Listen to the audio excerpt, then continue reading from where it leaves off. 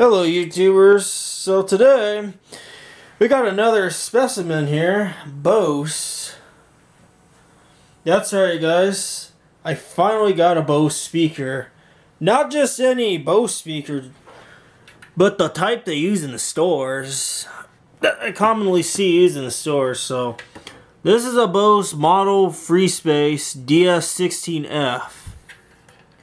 And the reason I got this is because it's obviously used in stores, at least in my area. And they actually sound pretty decent. They don't have the bass up on these, but what's funny is a lot of these stores such as Home Goods and Fry's, which in my area it's just another name for Kroger, they have these in the stores, inside the store. And they actually have a Northern Telecom system, just like I have here.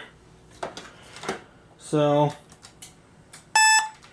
test check 1 2 3. It sounds pretty clear too. Yeah, this is pretty interesting. It has a few little spots on the, I should say, the mesh. This is friction fit.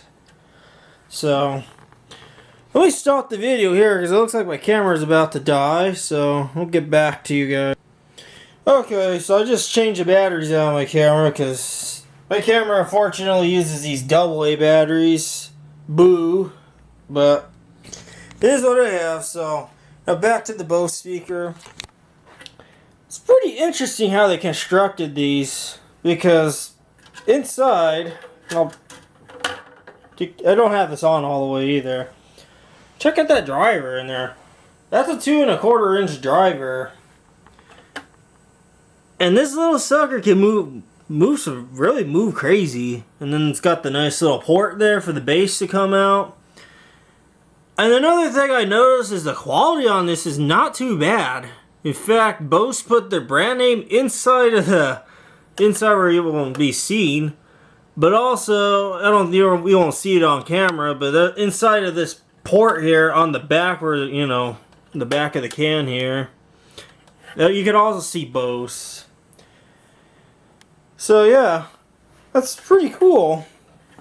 This is one of the most fanciest speakers that's going to be on my system. Now, I don't know where I'm going to put this, and I'm kind of debating if I should get a pendant kit for this, because this particular speaker, you could actually buy a separate kit for this and make it into a pendant kit. I guess make it into a pendant speaker. But my big problem is, see these little screws here? There's supposed to be some clips on there that hold this, or actually I should say clamps, kind of like an old work box, but it's missing those, and I need to somehow create something that will allow me to screw this to that pendant kit. This is a 70 volt and an 8 ohm speaker, believe it or not. And yes, and this is not a consumer grade speaker either. This is actually commercial grade. But it actually has an 8 ohm option, which is cool. I assume that's probably commonly used like in classrooms for projectors and whatnot. So play a song so that way you can hear how it sounds. Turn up on the computer.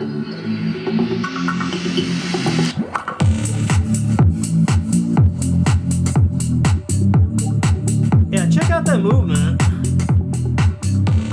And this is on the 8 ohm setting too, in case you're wondering.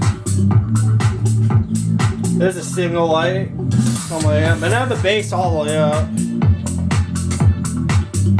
Not real good trouble.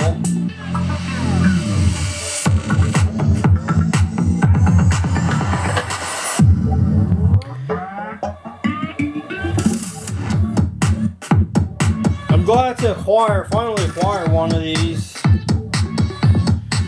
This is different from what you guys are used to seeing on the channel. And the reason I got it was because I actually came across it on eBay. I believe I paid like 37 bucks for this. And usually the lowest I usually see these for is $50 plus shipping, and these are expensive. I don't mind these little dirt spots, it's okay, it gives it some character.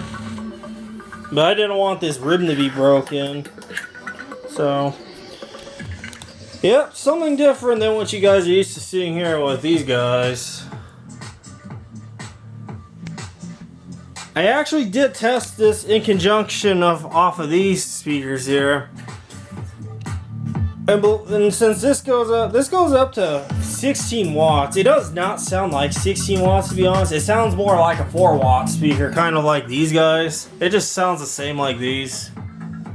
So if you want to get one of these and hook it up to your system with these type of speakers, there won't be no difference.